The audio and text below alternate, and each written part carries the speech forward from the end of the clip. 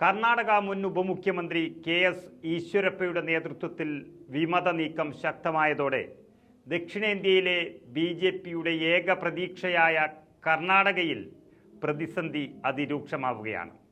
വിമത ശബ്ദമാണ് പ്രശ്നം. സംസ്ഥാന ഭരണം നഷ്ടപ്പെട്ടതോടെ ഒരു നാഥനില്ലാ കളരിയായി മാറിയ കർണാടക ബി.ജെ.പി ഇത്തവണ തോൽക്കുന്നത് വിമതരെ കൊണ്ടാകുമെന്ന് ഉറപ്പിക്കുകയാണ്. കർണാടകയിലാകെ 28 സീറ്റുകളാണ് ലോക്സഭയിലേക്കുള്ളത്. അതിൽ ഒരു സ്വതന്ത്രനടക്കം 26 സീറ്റുകളും ബി.ജെ.പിയാണ് നിലവിൽ നേടിയിരിക്കുന്നത്. ഒരു സീറ്റ് ദേവേഗൌഡയുടെ ചെറുമകനാണ് JDSന്. അവർ ഇന്ന് ബി.ജെ.പിയോടൊപ്പം തന്നെയാണ് ഉള്ളത്. അങ്ങനെ 28-ൽ 27 സീറ്റുകളും കൈയാളുന്ന ബി.ജെ.പി സഖ്യം കർണാടകയിൽ അമ്പേ പരാജയപ്പെടുമെന്നൊരു വാർത്ത അത് വെറുമൊരു സംസ്ഥാനത്തിൻ്റെ മാത്രം രാഷ്ട്രീയമല്ല. ആകെ 290 സീറ്റുകൾ മാത്രമുള്ള ബി.ജെ.പിക്ക് അതിൽ നിന്നും ഇത്രയും സീറ്റുകളിൽ തോൽവി സംഭവിച്ചാൽ കേവല ഭൂരിപക്ഷത്തിന് താഴെ പോകും എന്നുറപ്പാണ്. കർണാടകയിലെ രാഷ്ട്രീയമായതിൽ ബി.ജെ.പിക്ക് വലിയ ഗ്യാരണ്ടിയൊന്നുമില്ല. പക്ഷെ നരേന്ദ്രമോദി എന്നത് വലിയൊരു ഘടകം തന്നെയാണ് കർണാടകത്തിൽ. അതുകൊണ്ട് തന്നെ മോദിയെ മുൻനിർത്തി വോട്ട് പിടിക്കുകയാണ് ഇപ്പോൾ ചെയ്യുന്നത്. ബി.ജെ.പിയുടെ മുന്നിലുള്ള ഏക പോംവഴി അതുമാത്രമാണ്.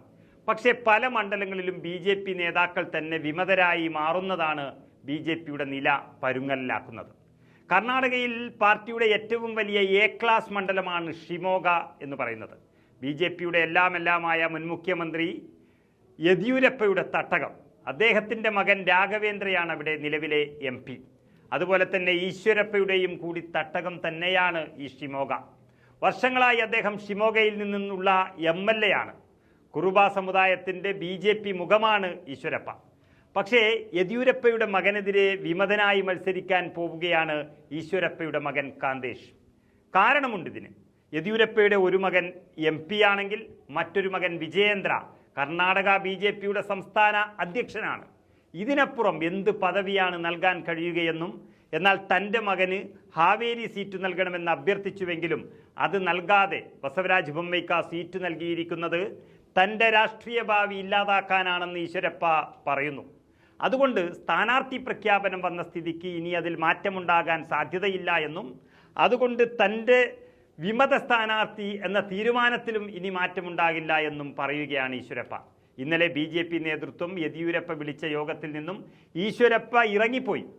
ഈ വിമതശല്യം സംസ്ഥാനത്തെ പല ഭാഗത്തേക്കും ഇപ്പോൾ ബാധിച്ചിരിക്കുകയാണ്. മൈസൂർ മേഖലയിൽ നിന്ന് മൈസൂരിലെ നിലവിലെ MP മാറ്റി. ഇതെല്ലാം ബി.ജെ.പിയുടെ വിജയസാധ്യതയ്ക്ക് മങ്ങലേൽപ്പിക്കുകയാണ്. മൈസൂർ, കൊടക്, ചാമരായ് നഗര, ചിക്കബള്ളപുര തുടങ്ങിയ സ്ഥലങ്ങളിലെല്ലാം ഇപ്പോൾ വിമത നീക്കത്തെക്കുറിച്ച് ആലോചിക്കുകയാണ് ബി.ജെ.പിയിൽ. മാത്രമല്ല, ഏറ്റവും പ്രധാനപ്പെട്ട ഒരു കാര്യം, കർണാടകയിൽ ഇത്തവണ സ്ത്രീ വോട്ടർമാർ തന്നെ കോൺഗ്രസിനെ ജയിപ്പിക്കുമെന്നതാണ് വാർത്തകൾ വരുന്നത്. കാരണം 5 വാഗ്ദാനങ്ങൾ നൽകിയതിൽ 5ഉം പാലിച്ചിരിക്കുകയാണ് കോൺഗ്രസ് സർക്കാർ. ഏതൊരു വീട്ടിലും ഇന്ന് പട്ടിണി കിടക്കാതെ ജീവിക്കാൻ കഴിയുന്നുണ്ട് എന്നാണ് സ്ത്രീകൾ പറയുന്നത്. സ്ത്രീകൾക്ക് പ്രതിമാസം 2000 രൂപ, അവർക്ക് ബസ്സിൽ സൗജന്യ യാത്ര, ദാരിദ്ര്യരേഖയ്ക്ക് താഴെയുള്ളവർക്ക് അരി നൽകുന്നു, അവരുടെ മക്കൾ ബിരുദം കഴിഞ്ഞിട്ടുണ്ടെങ്കിൽ മാസം 3000 രൂപ ലഭിക്കുന്നു തുടങ്ങിയ ഒട്ടനവധി കാരണങ്ങൾ കൊണ്ട് കോൺഗ്രസിനെ വിട്ട് കർണാടകയ്ക്ക് മറ്റൊരു കളിയില്ല, പ്രത്യേകിച്ച് സ്ത്രീകൾക്ക്. ഇതാണ് കോൺഗ്രസിൻ്റെ വിജയം നിരീക്ഷകർ അവിടെ പ്രവചിക്കുന്നത്. ഇങ്ങനെ വരുമ്പോൾ കർണാടക ചതിക്കുമെന്ന് ബി.ജെ.പി ഉറപ്പിക്കുകയാണ്. അതോടൊപ്പം തന്നെ ബി.ജെ.പിക്ക് ഇനി സീറ്റുകൾ കൂടാനുള്ള സംസ്ഥാനങ്ങളില്ല. കാരണം അത്തരം സംസ്ഥാനങ്ങളിലെല്ലാം തന്നെ 2019 പരമാവധി സീറ്റുകൾ ബി.ജെ.പിക്ക് ലഭിച്ചിരുന്നു. ഇനി സീറ്റുകൾ കുറയാനാണ് സാധ്യത.